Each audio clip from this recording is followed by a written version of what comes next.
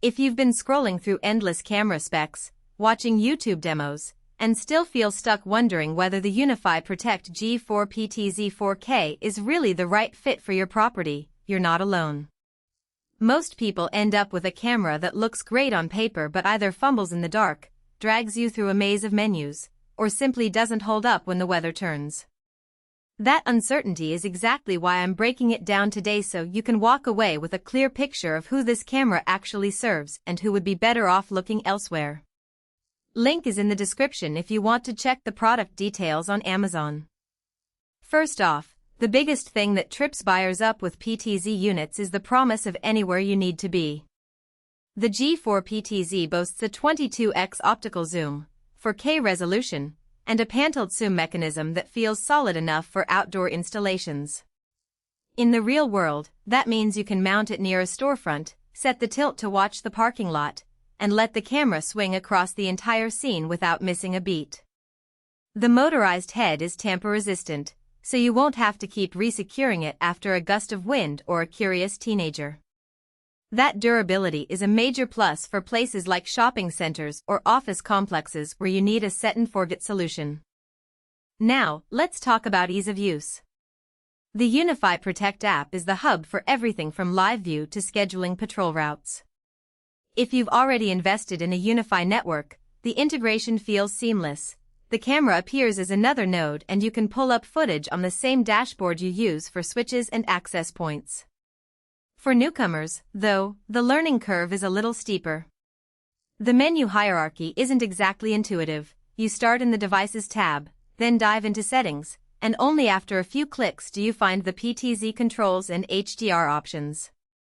It's not a deal breaker, but it does mean you'll need to set aside a half hour the first time to map out presets and understand the HDR toggle. Autofocus is where the G4 PTZ shows its confidence. In my testing, the camera locked onto a moving delivery van at 30 feet and kept the subject sharp even as it zoomed from a wide 4K frame down to a tight 22x view. That's the kind of reliability you need when you're watching a high-traffic entrance and can't afford the image to go soft while the subject moves across the field of view. The downside? The focus algorithm can occasionally hunt when you switch from a bright streetlight to a shadowed alley in the same pan, which creates a brief blur. It's not a constant issue, but if your site has extreme contrast zones you might notice it. Low light performance is a mixed bag. The camera uses multi-exposure HDR, which merges several exposures to pull out detail in both bright and dark areas. In a dimly lit parking lot with a few street lamps, the footage stayed usable, and you could still read license plates at the edge of the zoom. However, the sensor isn't back illuminated, so in pitch-black corners you'll see a noticeable grain, especially when you push the zoom to its maximum. If you need flawless night vision for a secluded alley, you might want to supplement this unit with dedicated infrared floodlights or consider a camera that offers true IR LEDs. Stabilization isn't a headline feature on PTZ units, but the G4 PTZ does include servo feedback that tells you when the motor is fighting against wind or an obstruction. In practice, that translates to smoother pans when the wind picks up. I set the camera on a rooftop with a moderate breeze, and the pan speed stayed consistent without jitter.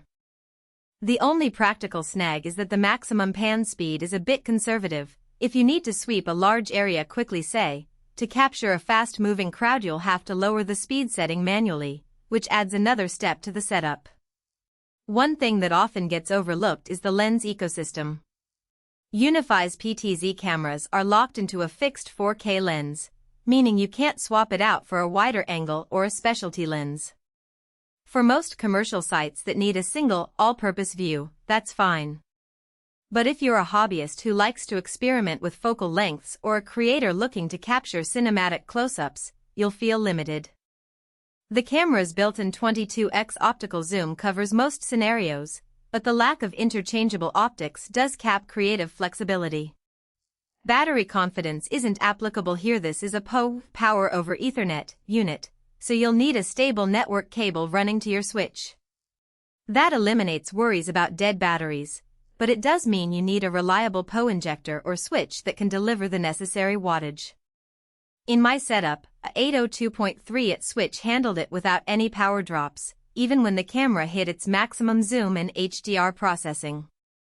If you're planning a deployment in a location without existing Ethernet infrastructure, factor in the cost and effort of running cable or installing a PO injector.